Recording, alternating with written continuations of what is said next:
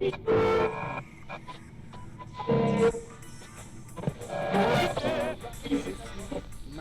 Café. Hear the new tunes.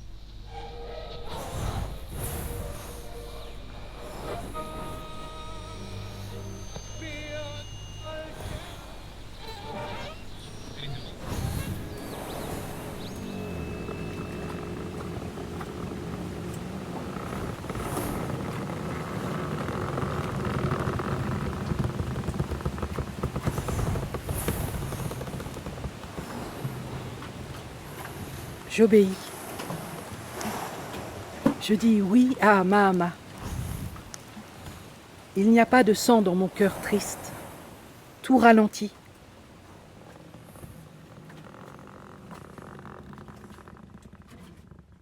Mon cerveau va abandonner mes os. Où les laissera-t-il? Dans l'eau? Aujourd'hui, je dis oui à ma tante bien-aimée, à Mahama. Elle a fait partir tout le monde, sauf elle-même. Il est dur pour moi de sombrer en cette mer. Il n'y a rien en moi, ni main, ni pied, ni dos qui sache virer comme une nageuse. Je descends jusqu'où la mer finit, en chute verticale. Une grande pression sur la tête me pousse vers le bas. Elle a la prise de la main d'un assassin. Mahama, je suis sous l'eau. Allez, allez, marin de l'enfer, écarte-toi de moi. La seule idée que dans cette immensité opaque, quelque chose m'effleure, fait crever mon cœur.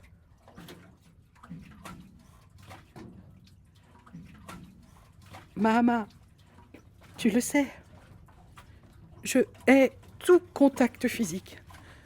Je suis trop découverte. Je ne veux pas mourir comme ça, de honte.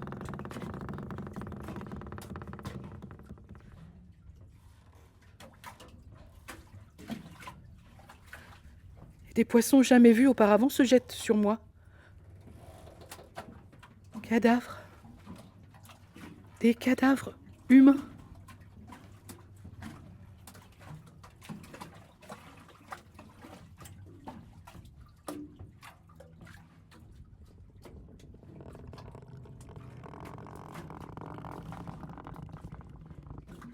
Le naufrage a été total. Et d'une simplicité absolue. Tu sais pourquoi? Il n'y a pas eu de tempête, pas de lutte, de résistance. Aucune manœuvre d'expertise de la marine. Aucun appel de capitaine. Aucune alerte, aucune alarme. Il n'y a eu aucun soulèvement de vagues. Rien qui concernait la mer. La mer est innocente.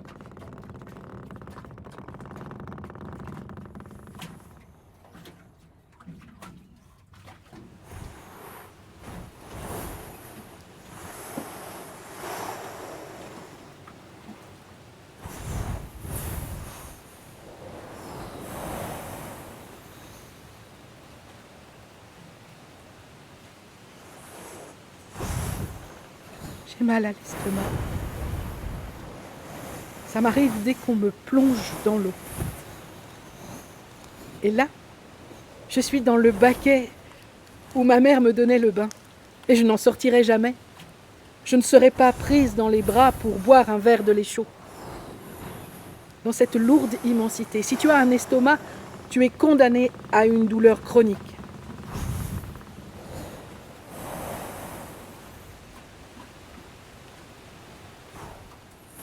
J'ai besoin d'être enterrée, comme tous nos parents. J'ai peur de pourrir, comme tout ce qui ne peut pas rester longtemps dans l'eau, comme qui boit plus d'eau que le corps ne peut en contenir.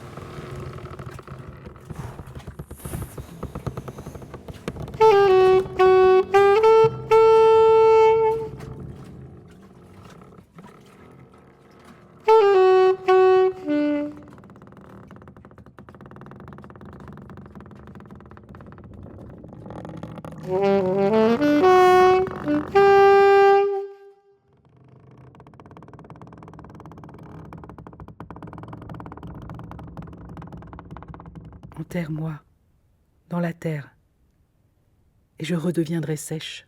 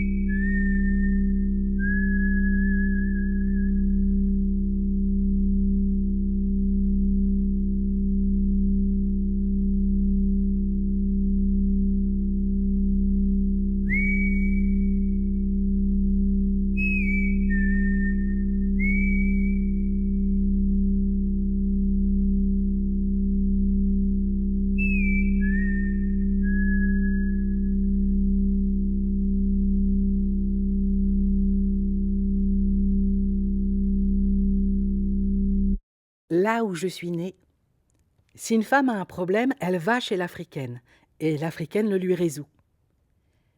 Mais si pendant l'année, le problème demeure et la cliente retombe dans la mélancolie, sensation que nous avons tous connue, l'Africaine explique tout par le capitalisme. Le jour oui, on mange, et le jour non, on ne mange pas. Survivre, cela dépend de la bonté des capitalistes. Les clientes de ma tante ont tout un problème de faim qui s'est révélé un problème plus grand que l'Afrique. Ma mère aussi est allée trouver ma tante en la plaçant devant ce problème. « Et que faisons-nous, mes enfants et moi, le jour non ?» Ma maman a répondu « Fais-la partir, fais partir la plus jeune. Fais-la partir le jour non. Et ceux qui resteront regarderont son départ et seront occupés à pleurer. Quand le cœur souffre, on ne pense pas à manger. » Ma mère a répliqué « Une fille pour chaque jour non. Il ne va plus me rester personne avec moi. » L'Africaine prépara mon départ. 3 millions comptant, 3 ans d'économie. Tout est réglé. Vous serez 700 à partir. 700 corps de plus pour un vieux berceau en mesure de loger pas plus que 2 jumeaux. Tu auras besoin de lunettes. Tu dois les garder droites vers l'horizon. Tu dois toujours maîtriser la direction. Avec les lunettes, personne ne peut te rouler. Tu peux toi-même contrôler l'arrivée.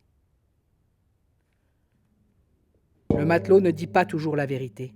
Une fois, il est revenu en arrière avec la moitié seulement des voyageurs. On n'a jamais rien su de l'autre moitié. Tout cela parce que le clandestin est privé de la vérité. Et on le garde à l'obscur de tout. Il n'a jamais vu une carte postale de Lampedusa. Il n'en a jamais reçu. Il ne sait pas de quoi il s'agit, et quand on le fait débarquer, rien ne dit qu'il est à Lampedusa. Mais toi, si tu as des lunettes sous le soleil brillant, et que tu peux regarder devant toi clairement, il ne peut pas te rouler. Il devra te conduire à la destination de la carte postale.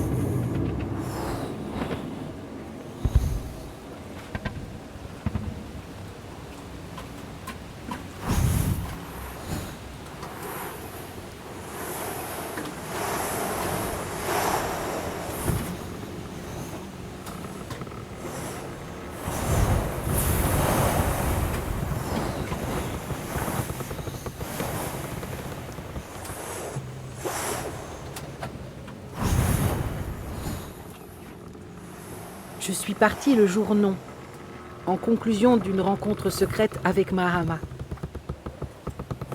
J'ai fait avec précision ce que tu m'as dit, Mahama. Une seule petite désobéissance, j'ai attaché à ma taille un bol de coco. J'ai voulu l'emmener avec moi, même s'il était défendu de porter à bord encombrement et poids de quelque nature que ce soit. Il était parfaitement caché sous mon écharpe. De temps à autre, un matelot, le plus jeune, regardait fixement entre mes jambes. Moi, j'avais la tête à mon bol de coco et je rentrais mon ventre pour donner de l'espace à l'objet clandestin. Lui, il pensait à mon con. Le chef matelot, pour faire plus de fric, avait interdit de laisser des espaces libres dans le bateau. Il n'y avait donc pas d'espace pour violer les filles, ce que le jeune homme avait programmé dès le départ. Ils avaient pratiquement entassé les clandestins jusque dans l'espace réservé à la violence charnelle. Mahama, tu ne le croiras pas? Ils l'ont fait quand même. Ils l'ont quand même fait sans espace. Tu me demanderas comment ça a été possible. Tu crois, toi, à l'espace, car tu me disais... Rien n'arrive si on ne peut pas bouger à l'intérieur des choses. Tu en faisais une question morale.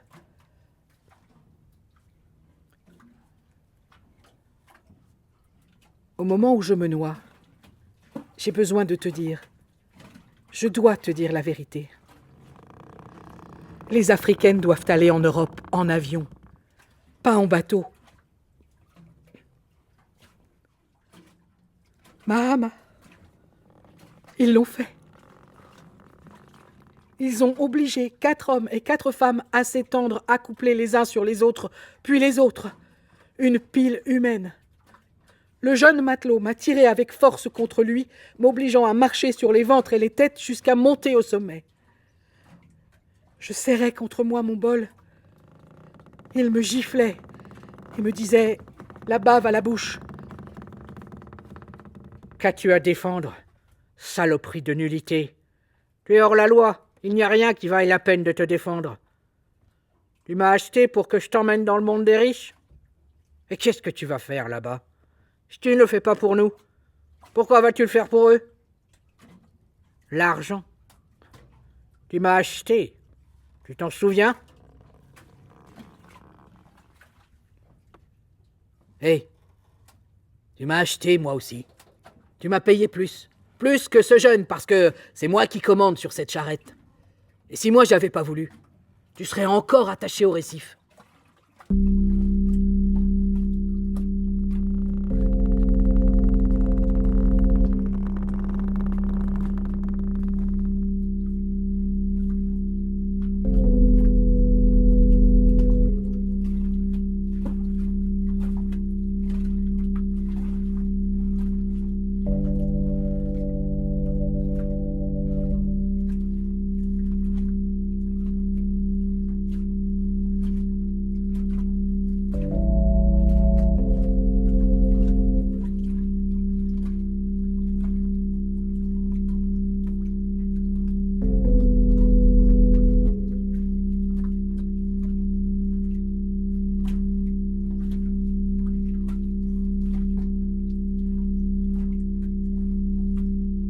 Je me blottis effrayé sur le dernier dos humain de la pile. Quelqu'un en dessous de moi essaie de dire quelque chose.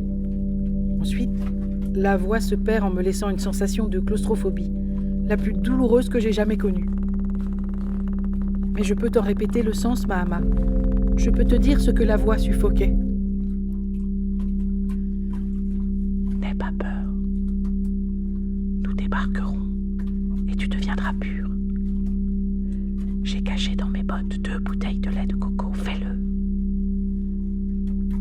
Nous devons arriver. À Lampedusa, nous te laverons avec le lait. Et tu seras notre reine.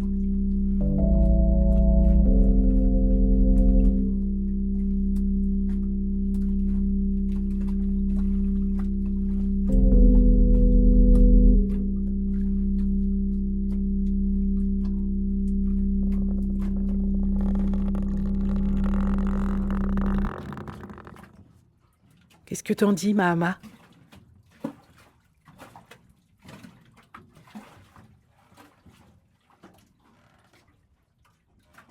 Mon cœur enfla bien avant que je me noie. Je pensais aux planches humaines qui se trouvaient en dessous de moi, et je dis à la planche, la première au-dessus. Mohamed, tu t'appelles ainsi, n'est-ce pas? Demande à la planche qui est en dessous si elle respire encore. Y a-t-il un sens à se sacrifier si rien qu'une seule planche humaine a cessé de respirer? Mahama, tu m'as appris à regarder avec respect la planche parce que le jour non, l'esprit du coco est malgré tout présent. Mais il y avait de nouveaux facteurs dans la catastrophe que ni toi ni moi n'avions évalués. Le vrai danger fut la lutte entre le jeune et le vieux. Une pyramide de 700 corps bascule déjà toute seule, mais là, au sommet des planches humaines, si 2 hommes luttent pour une femme et 700 clandestins tremblent de peur sans pouvoir réagir, le problème n'est plus la morale, ni la pudeur, ni l'esprit du coco. Le problème, c'est l'équilibre. Et dans la mer, c'est tout.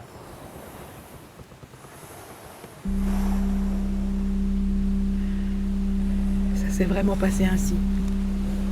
Le poids se déplaça brusquement d'un côté, puis de l'autre. Le bateau se cambra, puis se renversa. C'est ainsi que nous sommes tous tombés à la mer.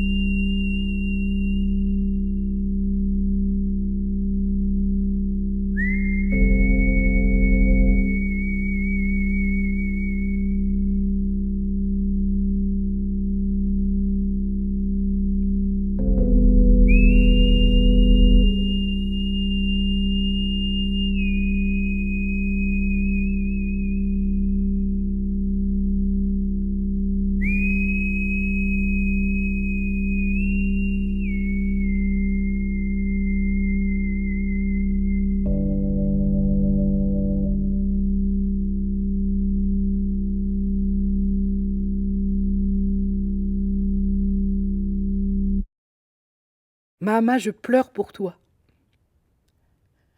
Un instant depuis le sommet, dans le basculement violent du bateau, j'ai vu Lampedusa. Je l'ai vue avec tes lunettes. Avant de me noyer, je veux te dire comment elle est. Lampedusa est claire. Le nouveau monde m'a paru si petit que j'ai pensé: valait-il la peine d'aller jusqu'à Lampedusa pour se sentir chez soi?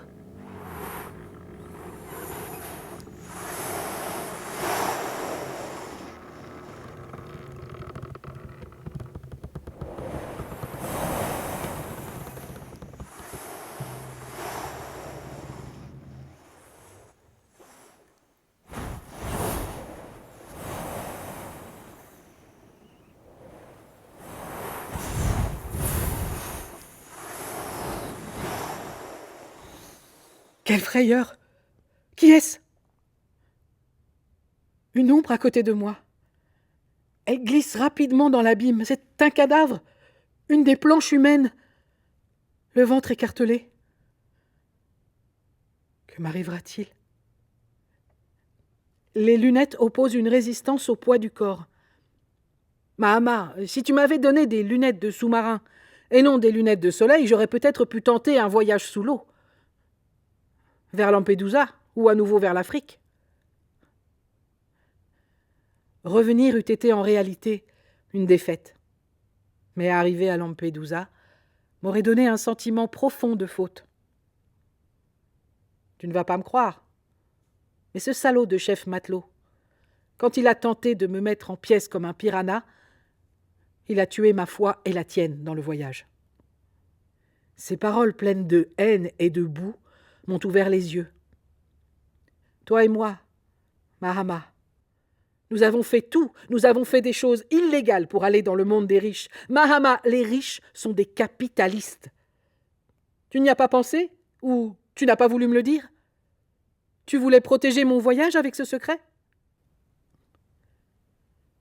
Je suis mal, Mahama. Je suis mal parce qu'un sale chef de bateau s'est insinué dans ma conscience. Je suis mal parce que ce n'est pas Mahomet qui a parlé à mon cœur et à mon esprit. Je suis mal parce que je suis trop seul devant un problème si grand. Je suis mal parce que toi et moi, nous sommes plus ignorantes que ce que nous croyons. Je suis mal parce que je ne sais pas ce que c'est que cette mer. Je suis mal parce que je meurs.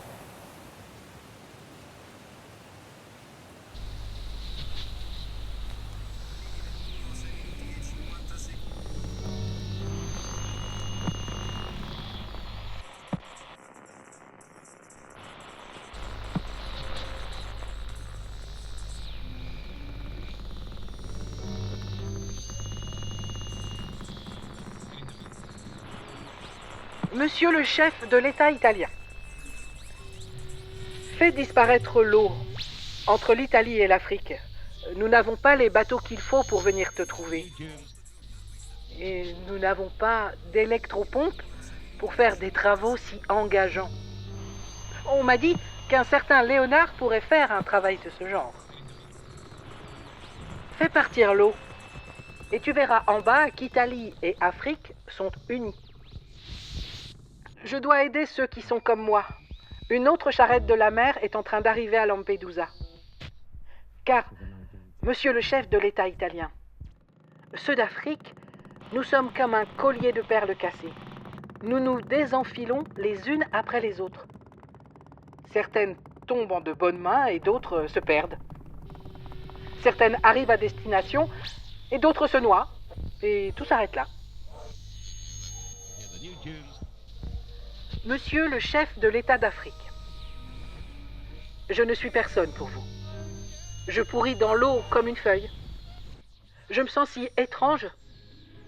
Mon cœur flotte. Je le sens comme un petit bateau de papier dans une outre pleine d'eau, tellement pleine qu'elle va exploser. J'ai même envie de rire. C'est peut-être ce petit bateau qui va accoster à Lampedusa. Mais avant que le bateau gicle hors de l'outre, de ce corps, je veux dire, je veux vous dire quelque chose qu'ici seulement j'ai le courage de dire. Les jours, oui, du capitalisme, je me suis sentie une chienne. Les jours, non, je me suis sentie une enfant sans espoir. Je veux vous le dire, monsieur le chef de l'État d'Afrique. Laissez-nous grandir enfants sans espoir. Il vaut mieux. Fermez les portes de la bonté. Je hais la bonté. Elle pue la nourriture avariée, la vieillerie, le poisson en conserve.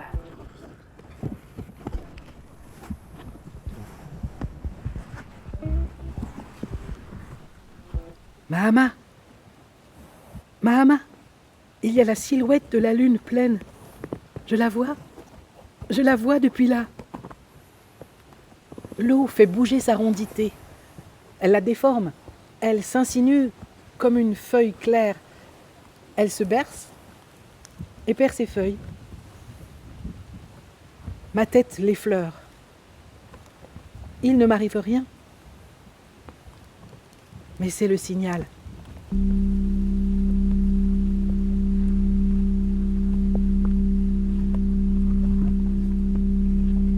J'aime mes menstruations. J'ai peur du monstre. Le même que tu as connu. C'est toi qui me l'as raconté.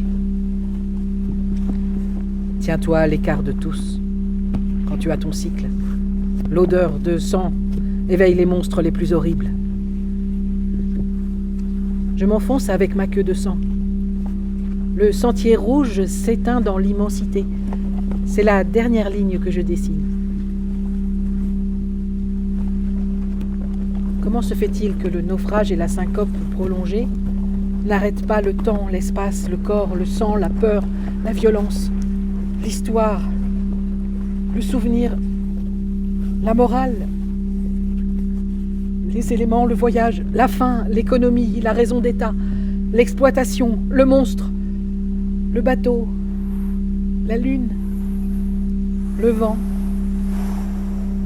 la bonasse, la diarrhée et l'humidité, et la carte postale, le réveil, l'illégalité, l'immigration. Mahama, tout cela marche encore. Est-elle si matérielle, l'éternité ?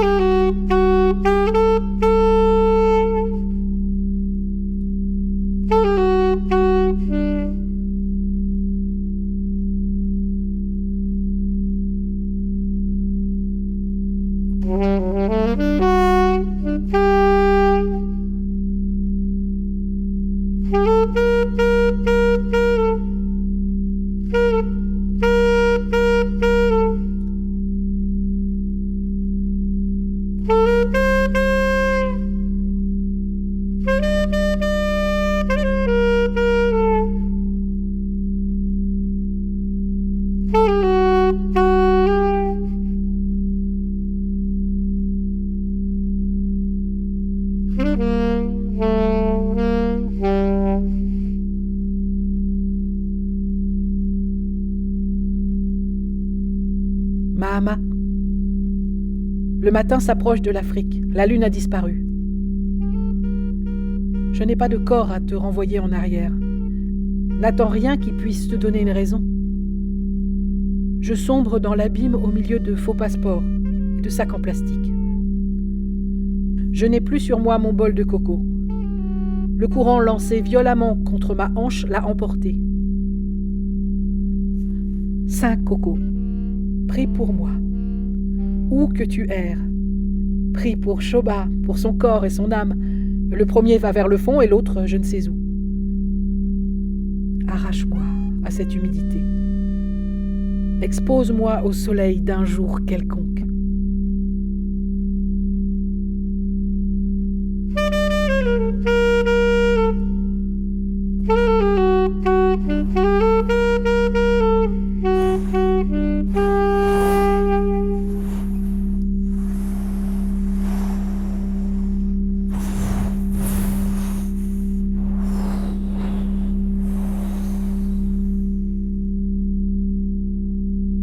Je pose un pied sur le fond. Je suis arrivée. Tout est lié à la fin, à ma fin, à la conscience immédiate que tout est là.